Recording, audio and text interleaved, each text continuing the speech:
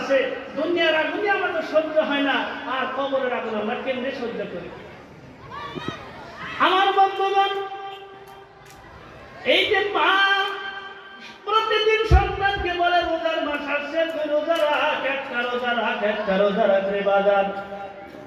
ওই ছেলেটা প্রতিদিন মদ পান করে, মদ পান করতে করতে নেশার মধ্যে এসে সেহরির সময় কোন সময় যায় ছেলেটা বোঝে না।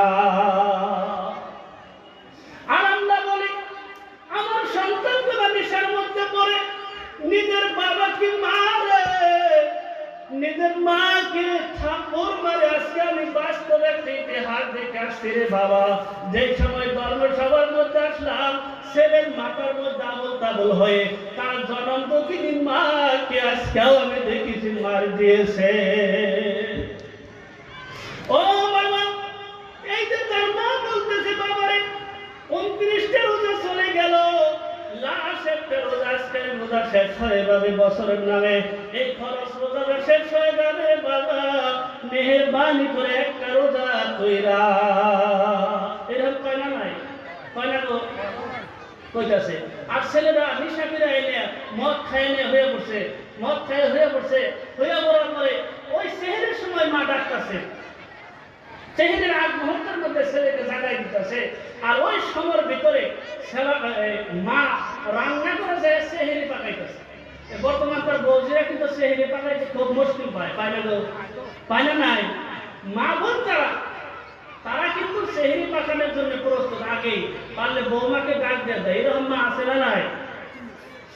আমার বন্ধুগণ, এই ছেলেকে ডাক দিয়ে বাজার, তার জনম দুঃখিনী মা তাকে চৈতন্য করে, আরে বন্ধ, মা রান্না করে রান্না করতেছে আর ছেলেটা রাগ হয়েছে। মা আমার প্রতিদিন ঘুমটা ভাঙিয়ে দেয়, মা আমার কেন ডাক দেয়? ওই ইসলাম কি কোনো কিছু বোঝে না রে বাজার। ও মা বোনেরা লক্ষ্য করে দেখো, সেই জন্য মাদ্রাসার কথা বলেছি।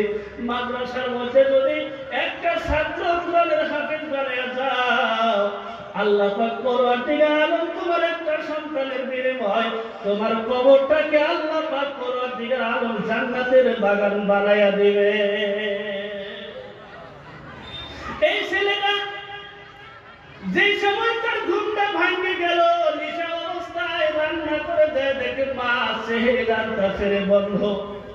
যে সময় মা সেহরি রান্না করে রে বাজার, সেহরি রান্না করতে করতে করতে করতে যে সময় চুলার মধ্যে রান্না বসাইয়া দিছে রে মা, যে সময় রান্না বসাইয়া দিল বন্ধ, ওই নিষ্ঠুর ছেলেটা নিশা পান করে ওই জনম দুঃখিনী মার মাথার মধ্যে লাথি মেরে দিয়েছে। মাকে লাথি মেরে দিয়ে আমার ঘুমের মধ্যে বিছানায় এসে ঘুমাইয়া গেছে বাজার। যে সময় সকালবেলায় তার নেশাটা ভাঙা গেল বাজার, যে সময় রান্না করে গেছে তার আগে মাকে দেখে না রে বাজার।